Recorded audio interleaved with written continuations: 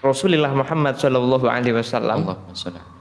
mengatakan tolabul ilmi fardhah.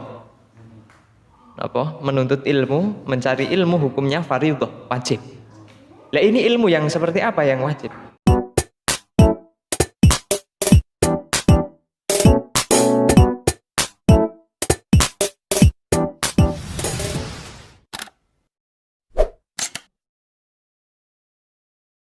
Oke, baik Gus. Tadi yang tadi itu saya sempat mendengar jenengan itu sempat menyinggung masalah belajarlah kepada para ulama, jangan sampai kita salah guru, bukan seperti itu.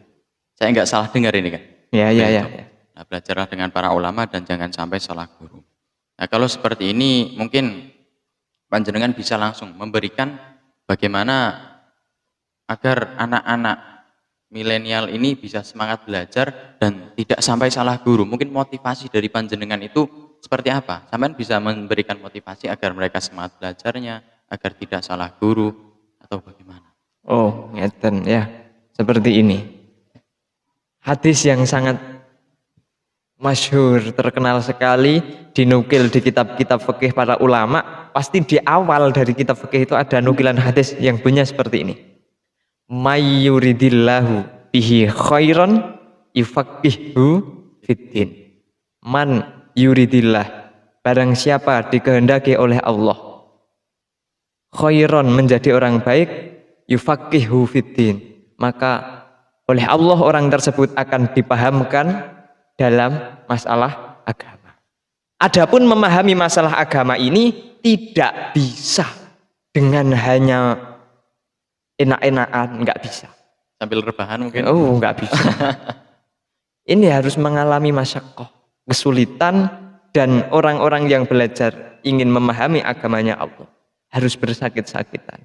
Maksudnya bersakit-sakitan itu ya merasakan pahitnya belajar, pahitnya perjuangan. Oh, berarti belajar itu memang sudah satu paket dengan kesusahannya. Iya. Serius, harus serius. Jadi Rasulullah Muhammad Shallallahu Alaihi Wasallam mengatakan tolabul ilmi fardhah. Apa? Menuntut ilmu, mencari ilmu hukumnya fardhah, wajib. Lah ini ilmu yang seperti apa yang wajib? Kalau menurut Az-Zarnuji di dalam kitab taklimnya, ilmu yang wajib dipelajari adalah ilmu hal, ilmu yang dibutuhkan seketika itu. Kita sehari semalam sholat 5 kali, wudhu berkali-kali, atau menghilangkan najis berkali-kali, berarti kita sangat wajib hukumnya mempelajari hal-hal yang seperti itu. Itu wajib dipelajari, karena itu ilmu hal. Jadi kewajiban kita adalah mencari ilmu dan berusaha untuk mendapatkannya. Adapun hasil tidak ada yang bisa menentukan kecuali Allah Subhanahu wa Ta'ala. Hasil itu hanya bonus dari hasil memang motivasi, menjadi motivasi kita supaya kita bisa mendapatkannya. Tetapi hasil itu tidak segalanya. Hasil itu memang murni anugerah dari Allah.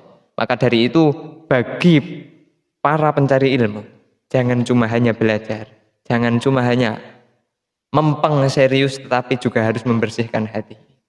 Harus membersihkan hati. Ilmu itu wadahnya adalah hati. Kalau wadah kita kotor, ilmu itu nanti akan bisa jadi kotor juga di dalam hati kita. Keluar ke jasad kita, keluar ke perilaku kita juga akan ada kotoran-kotoran yang kita lakukan. Seperti itu. Jadi kita mencari ilmu juga kita menjaga hati. Ya. Jaga hati biar hatinya nggak kotor, karena hati itu adalah tempat untuk menampung ilmu. Kalau tampungannya kotor, nanti ilmunya juga ikut tercemar, begitu Gus. Nah gitu, terus supaya keduanya ini berjalan bersamaan, ilmunya dapat juga hatinya nggak kotor, hatinya bersih. Ini bagaimana caranya? Mungkin ada sekedar tips atau apa? Itu kalau orang-orang yang bisa seperti itu, insya Allah ilmunya nanti barokah, manfaat fiddin wa dunya wal akhirah. Dan itu butuh perjalanan yang luar biasa, perjalanan yang penuh perjuangan, penuh rintangan, jalan terjal harus dilalui untuk mencapai keindahan. Memang seperti itu. Harus berzikir kepada Allah, mentaubati dosa-dosa kita, Kita kalau melihat sampah, ya langsung dibersihkan, nggak usah. Oh itu ada sampah, kamu bersihin itu. Ada najis, ya langsung kita bersihin najis tersebut dengan apa ya?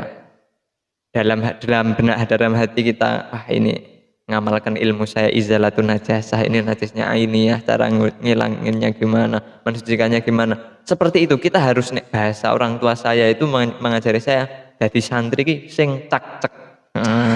Cak-cek. Jadi ngerti apa yang harus dilakukan dan satu, jangan mengecewakan orang tua entah itu orang tua yang melahirkan kita atau orang tua yang mengajari dan mendidik kita.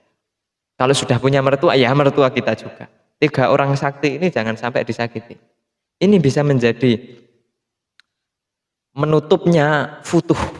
Kan kalau istilah kita anak pesantren itu sangat mengharapkan futuhul qulub, terbukanya hati dari Allah Subhanahu wa taala biar mendapatkan rusdan, petunjuk hidayah dari Allah, ilmunya benar-benar ilmu yang menancap mendarah daging, akhirnya menjadi perilaku betul. Tetapi kalau sampai 3 orang sakti ini tadi disakiti, sedikit pun jangan kau berharap ilmumu bisa bermanfaat dan bisa barokah. Di samping itu, enggak cuma 3 ini saja, harus mengagungkan ilmu, mengagungkan kitab atau yang dipelajari, khususnya Al-Quran. Jangan sampai Al-Quran ditenteng-tenteng kayak sayur kangkung ini, jangan. Kita bawa Quran ya yang menghormati, yang memuliakan. Quran ditaruh di bawah jok, ngentut pisan. Wah, ini kan parah ini. Ini jauh kalau anak pesantren mau mengharapkan futuh dari Allah, jauh. Di samping 3 orang ini tadi ada lagi yaitu dzurriyyah dan keluarga kerabat dari 3 orang tadi. Termasuk ini guru kita, dzurriyyah guru kita aja perlu dihormati, apalagi dzurriyyahnya Rasulullah Muhammad sallallahu alaihi wasallam, entah itu dari Sayyidina Hasan ataupun Sayyidina Husain. Kita harus selalu berhusnudzon kepada mereka semua. Berhusnudzon, bersikap yang baik, sebisa mungkin tidak mencari kesalahan. Saya teringat kisahnya Imam An-Nawawi rahimahullah taala. Beliau itu setiap hari bersedekah. Di dalam bersedekahnya beliau berdoa, ya Allah, dengan sedekah ini tutupilah aib guruku dari mataku. Biar beliau tidak mempunyai rasa suudzon kepada gurunya dan beliau bisa mendapatkan ilmu yang benar-benar berkah dan manfaat. Seperti itu. Pentingnya untuk selalu berhusnudzon kepada guru agar hatinya tidak tertutup begitu ya. Iya. Jadi itu kan tadi tips-tips untuk supaya ilmu kita bisa barokah, supaya ilmu kita bisa manfaat. Mungkin panjenengan bisa sedikit menjelaskan apa sih itu barokah. Nah, mungkin kan teman-teman di rumah ini banyak yang bertanya-tanya sebenarnya barokah itu apa sih? Kok banyak orang-orang, kok banyak anak santri, anak pondok yang selalu mengatakan barokah dan barokah. Ya, seperti ini. Barokah itu adalah ziyadatul khair ba'dal khair. Ilmu itu khair apa bukan? Khair, bagus. Kita berharap ilmu yang mempunyai predikat bagus, yang sangat keren ini akan bertambah kebaikannya. Lah, bertambah kebaikannya kalau kita bisa bermanfaat kepada orang lain, berarti itu ilmunya barokah manfaat. Ilmu ini tadi bisa menjadi sababiyah, wasilah kita, jalan kita untuk menuju ridho Allah Subhanahu wa ta'ala. Itu ilmu yang barokah. Tanda ilmu orang itu manfaat ya. Kalau ini tadi barokah, sekarang ilmu manfaat. Tanda ilmu yang manfaat, loro-lorone lah ya barokah ya manfaat. Orang tersebut ketika mendapatkan ilmu, dia bertambah rasa takwanya, bertambah rasa takutnya kepada Allah Subhanahu wa ta'ala, dan dia belum puas jikalau ilmunya belum bisa bermanfaat untuk orang lain. Belum puas jikalau umat Kanjeng Nabi Muhammad yang lain belum mendapatkan ilmu seperti dia. Itu salah satu ciri-ciri orang yang ilmunya bermanfaat, bukan orang yang memanfaatkan ilmu. Itu ciri orang yang ilmunya bermanfaat. Jadi beda ya antara orang yang ilmunya bermanfaat dengan orang yang memanfaatkan ilmu. Beda sekali. Orang yang memanfaatkan ilmu biasanya dia mencari panggung, mencari jamaah yang banyak. cari tren, itu tok lah, menjual ilmunya dengan harga yang sangat murah sekali. Dia mencari hidup dengan ilmu, seperti itu mungkin. Ya, hidup dengan ilmu atau mencari hidup dengan ilmu. Ya itu tergantung siapa yang mengamalkan ya. Hidup dengan ilmu itu ya harus. Hidup tanpa ilmu gimana nanti amalnya? Nah, terus ini tadi saya sedikit mendengar tadi di awal-awal panjenengan sempat mengatakan bertaubat kepada Allah. Ya. Ini kan hampir sama dengan tema kita yang sebelumnya yang mengatakan hijrah. Ya. Bertaubat kepada Allah. Minadh dhulumati ilan nur. Ya, minadh dhulumati ilan nur. Jadi sebenarnya cara bertaubat kepada Allah bagi para pendosa atau bagi orang-orang yang memang sudah merasa bosan dengan kehidupannya yang mungkin kelam, akhirnya saya pengen tobat, saya pengen menjadi lebih baik. Caranya itu sebenarnya bagaimana? Atau ada mungkin nanti ada tahapannya sendiri atau ada caranya sendiri atau bagaimana caranya? Bertaubat yang memang benar-benar taubat. Sebelum itu orang yang bisa mengetahui kesalahannya, yang bisa merasa kalau dirinya salah itu sudah orang keren. Dia sama Allah sudah dibukakan pintu untuk menuju taubat. Sedangkan dosa itu ada dua jenis. Kalau menurut saya, dari literasi yang saya baca, dosa itu ada dua jenis. Ada dosa yang hablum minallah, hakullah sama hakul adami. Ya, ada yang hakullah, ada hakul adami. Kalau hakullah, caranya kita bertobat, ya kita dimarahi lah. Kita berhenti melakukan maksiat, menyesal dan mempunyai rencana untuk tidak mengulanginya, dan kita memohon ampun kepada Allah Subhanahu wa taala. Itu hakullah yang tidak wajib qadha. Ada hakullah itu yang wajib disar utang. Kita dianggap hutang dan harus menyaurnya. Contoh sholat wajib. Itu kan dosa juga. Kalau kita tinggalkan. Tetapi kalau itu sholat wajib itu kita tinggalkan, tidak cukup kita bertobat kepada Allah hanya dengan beberapa hal yang saya sampaikan tadi. Harus diqadha, harus disaur, utangnya harus disaur itu. Kalau dosa ini adalah hubungannya dengan sesama makhluk, maka dia harus istihlal, meminta halal. Kalau enggak, harus menyampaikan hak-hak yang belum terpenuhi. Nah, itu caranya bertobat seperti itu. Kalau sudah masuk ke gerbang dan melakukan protokol yang seperti itu tadi, insya Allah tobat kita akan diterima oleh Allah. Kenapa? Karena sebesar-besar kesalahan kita masih besar ampunan Allah. Jadi seperti itu. Tobat itu ada dua macam. Bukan tobat. Dosa itu ada dua macam. Ada yang hakullah, ada yang hakul adami. Ya. Kalau yang hakullah cukup kita menyesal, cukup kita mempunyai niatan untuk tidak mengulanginya lagi. Dan meskipun realitanya terus mengulangi lagi. Dan memohon ampun kepada Allah itu sudah cukup ya. Kecuali cukup. Kalau memang nanti berkaitannya dengan hal-hal yang wajib, ini harus wajib diqadha atau disaur utang. Dari wong Jawa disaur utang. Nah, kalau yang berkaitan dengan hakul adami berarti seperti tadi istiqlal, meminta halal atau memohon maaf pada orangnya langsung seperti itu. Memberikan hak-hak yang belum dipenuhkan kepadanya.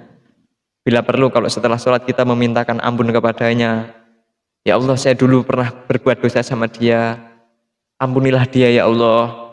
Saya belum bisa meminta maaf langsung sama dia, ampunilah dia ya Allah. Semoga doaku untuk memintakan ampun kepada kesalahannya bisa menjadi tebusan untuk kesalahan-kesalahanku yang lampau. Seperti itu. Ini Masya Allah, ini kalau bukan orang yang luar biasa sangat sulit sekali untuk melaksanakan seperti itu. Ya, kita mendoakan orang sehabis sholat itu kan, kalau mungkin kita mendoakan orang yang sudah kita kenal atau kerabat kita itu biasa. Tapi mendoakan orang yang tidak kenal dengan kita atau mungkin hanya sebatas kenal, itu kalau bukan orang yang luar biasa sangat sulit sekali. Masalah. Jadi itu permasalahan tobat, permasalahan dosa dan lain-lain. Mungkin untuk menutup pembicaraan pada segmen ini, panjenengan seperti biasanya memberikan sepenggal quotes. Mungkin ada teman-teman yang ingin mencari quotes itu. Setiap manusia mempunyai potensi yang sama. Yang berbeda adalah bagaimana kita meraihnya dan bagaimana Allah memberi dan kepada siapa Allah memberikan anugerahnya. Saya ulangi ya. Setiap manusia mempunyai potensi yang sama. Dia bisa celaka, dia bisa beruntung. Dia bisa celaka, dia bisa bahagia. Dan semua itu tergantung bagaimana manusia tersebut mencarinya kepada Allah dan bagaimana Allah menurunkan anugerahnya padanya.